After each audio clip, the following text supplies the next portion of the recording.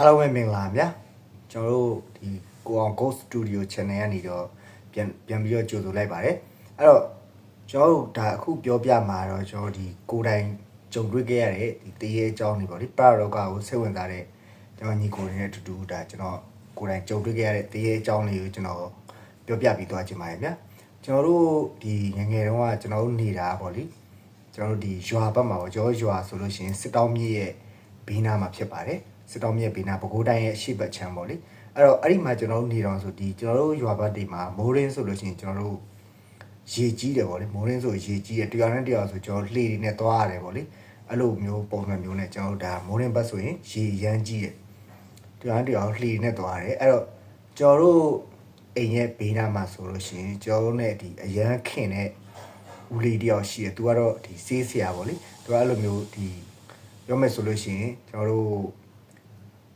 ့ဒီရွာမှာဆေးလိုက်ကူတဲ့ဆရာပေါ့လေအဲ့လိုမျိုးဆိုတော့သူဒီအနာချတဲ့ပလက်ရွာတွေမှာဆိုလို့ရှိရင်တခါကြီးလက်ပင့်လို့ရှိရင်သူဒါလိုက်ပြီးတော့ကုပေးရတယ်အဲ့တော့ကတော့ကျွန်တော်တို့ဒါ2003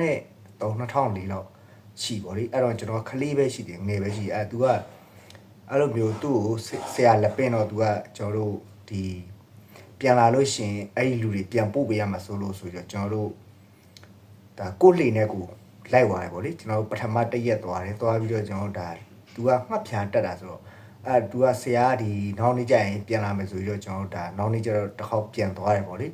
ပြန်သွားတော့ကျွန်တော်တို့ရွာနေအဲ့ဒီကိုသွားတဲ့နေရာမှာဆိုလို့ရှိရင်ဂျားထဲမှာကျွန်တော်တို့တင်ញိုင်းတစ်ခုရှိတယ်တင်ញိုင်းကိုကြော်ပြီးတော့မှကျွန်တော်သွားတာမိုးရင်းဘက်ဆိုရေကြီးတော့ကျွန်တော်အဲ့ဒီဘေးနားနေတော့သွားတယ်ຫນွေကင်းဆိုလို့ရှိရင်တော့ကျွန်တော်ဒါ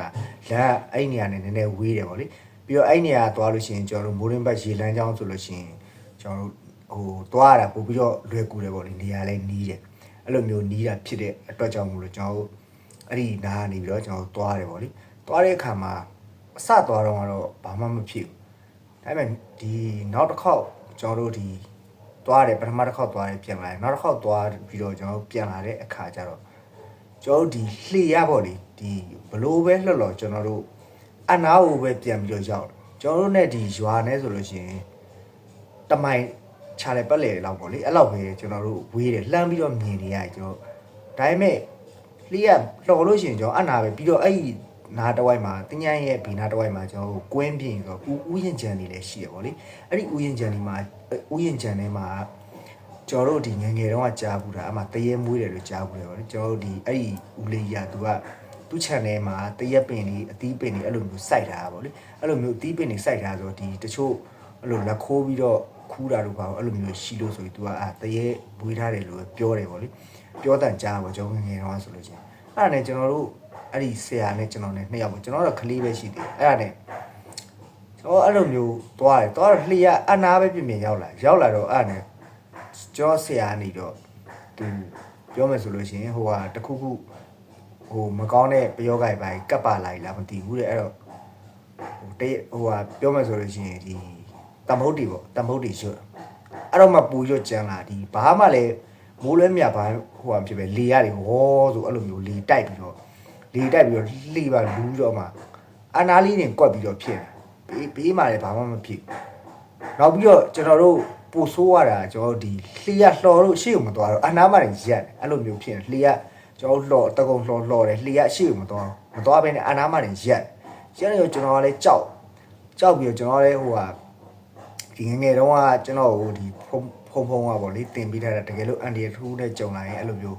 တရဏဂုံ3ပါးပေါ့လေဒါဗုဒ္ဓနာကိစ္စမိဓမ္မနာကိစ္စမိတန်ခါနာကိစ္စမိအဲ့ဒါ3ချိန်အဲ့ဒါကိုပဲအများအားရွတ်ပေါ့လေဟို3ချိန်မဟုတ်အများအားကိုစိတ်ရှိတော့ရွတ်နေဆိုရောအဲ့လိုမျိုးကျွန်တော်ကလည်းရွတ်တယ်ကျွန်တော်ဆရာရဲ့တန်ဖိုးတွေရွတ်တဲ့အခါမှာတော့ဒီတရေအမသူကပထမဦးဆုံးကျွန်တော်တို့ဒီသပင်ရှည်နဲ့ပေါ့လေကျွန်တော်တို့ဒီတရေကားတွေထဲမှာလို့အဖြူနဲ့တော့မဟုတ်သူကဟိုကျွန်တော်တို့အမောင်ထဲမှာဆိုတော့ဒ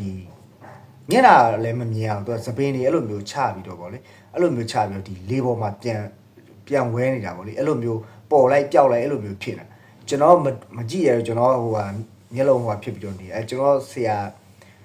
အဲ့နဲ့ဒီပြောတာပေါ့လေဘာလို့ဘာအမားငါတို့ဘာအမားလုပ်လို့လဲပေါ့ပြီးတော့ငါတို့မနှောက်ရက်နဲ့ငါတို့ဒီနေကုသိုလ်ကောင်းမှုလိုချင်တယ်ဆိုရင်ငါတို့ကုသိုလ်ကောင်းမှုလုပ်ပြီးမယ်ပေါ့လေဒီ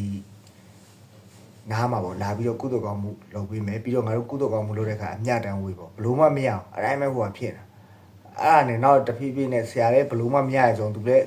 ကုန်းပြီးတော့လှော်တာပေါ့လှော်နေနောက်တော့တရေမတော့ဟိုပါမလာဘူးပေါ့လူတွေကတော့ကျွန်တော်ပြန်ရောက်လာတယ်အဲ့ဒီ